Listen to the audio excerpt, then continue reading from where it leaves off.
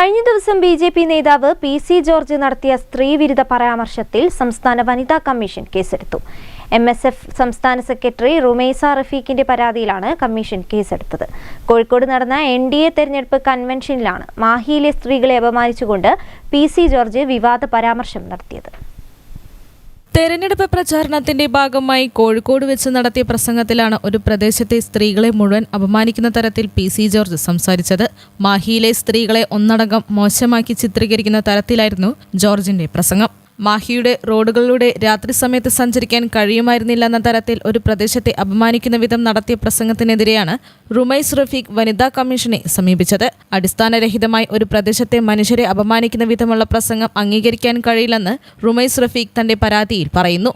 മാഹിയിലെ സ്ത്രീകളെ മോശമാക്കി ചിത്രീകരിച്ച പി.സി. ജോർജിന്റെ പരാമർശത്തിൽ വനിതാ കമ്മീഷൻ കേസെടുക്കണമെന്നും പരാതിയിൽ ആവശ്യപ്പെട്ടിരുന്നു. വിഭാഗീയവും വിദ്വേഷവും വളർത്തുന്ന വിധത്തിലുള്ള പ്രചാരണങ്ങളോടെയാണ് ബി.ജെ.പി പാർലമെന്റ് തെരഞ്ഞെടുപ്പിനെ നേരിടുന്നതെന്ന് കൂടിയാണ് പി.സി. ജോർജിന്റെ പ്രസംഗം വ്യക്തമാക്കുന്നതെന്നും പരാതിയിൽ സൂചിപ്പിക്കുന്നുണ്ട്.